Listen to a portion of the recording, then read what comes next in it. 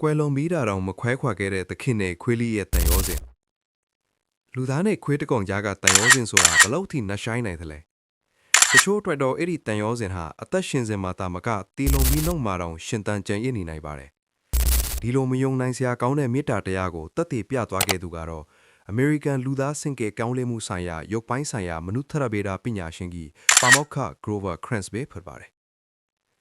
Grover Krantz ဟာလူသားတွေရဲ့စင်ကဲပြောင်းလဲမှုကိုလေးလာတဲ့သူ့ရဲ့သုတေသနလုပ်ငန်းတွေကြောင့်သူ့နယ်ပယ်မှာအလွန်ထင်ရှားတဲ့ပညာရှင်ကြီးတူဖြစ်ပါတယ်။ဒါပေမဲ့သူ့ဘဝရဲ့အရေးပါဆုံးသောအဖော်မွန်ကတော့သူ့ရဲ့တစ္ဆာရှိခွေးလေး Clyde ပဲဖြစ်ပါတယ်။သူတို့နှစ်ဦးကြားကတန်ရိုးစင်းဟာတာမန်သခင်နဲ့အိမ်မွေးတိရစ္ဆာန်ကြားကဆက်ဆံရေးထက်အများကြီးပိုမိုနှက်ရှိုင်းခဲ့ပါတယ်။ Irish Wolfhound အမျိုးအစားဖြစ်တဲ့ခွေးလေး Clyde ဟာ1983ခုနှစ်ကတည်းကတည်ဆုံသွားခဲ့ပြီး Krantz ဟာနှစ်ပေါင်း30နီးပါးကြာအောင်ခွေးလေးရဲ့အယိုးတွေကိုစနစ်တကျသိမ်းဆည်းထားခဲ့တာဖြစ်ပါတယ်။2002ခုနှစ်မှာပါမောက္ခ Krantz ဟာပန်ကရီယက်ကင်ဆာရောဂါနဲ့ကွယ်လွန်ကာနီးအချိန်မှာတော့တာမန်လူတွေနဲ့မတူတဲ့ထူးခြားလာတဲ့နောက်ဆုံးစံတာတစ်ခုကိုတောင်းဆိုခဲ့ပါတယ်။အဲ့ဒါကတော့သူ့ရဲ့ခန္ဓာကိုယ်ကိုတည်ဆုံပြီးနောက်မှာသိပ္ပံပညာလေ့လာရေးအတွက်လူဒန်းလိုပြီးအဓိကအချက်ကတော့သူ့ရဲ့အယိုးစုကိုသူ့ရဲ့ချစ်လားစွာသောခွေးလီ Clyde ရဲ့အယိုးစုနဲ့အတူပြေးချင်းကလေးပြသထားပေးဖို့ပါပဲ။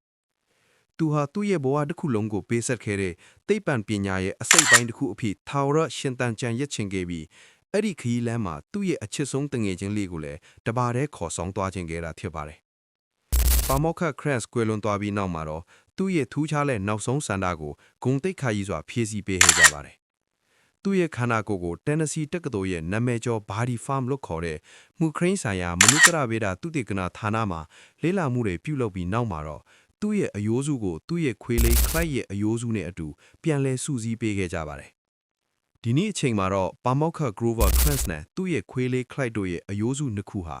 ကဘာကျော် Smithsonian အမျိုးသားသဘာဝသမိုင်းပြတိုက်ကြီးမှာအတူတကွပြသထားခြင်းခံထားရပါတယ်။ Krantz ရဲ့အယိုးစုဟာသူ့ရဲ့ခွေးလေး Clyde ရဲ့ဦးခေါင်းလေးကိုတยุတရပွက်ထပ်ပေးနေတဲ့ပုံစံမျိုးနဲ့ဖန်တီးထားပြီးသူတို့နှစ်ဦးရဲ့မခွဲကွာနိုင်တဲ့တန်ရောစဉ်ကိုအကောင်းဆုံးဖော်ကျူးနေပါတယ်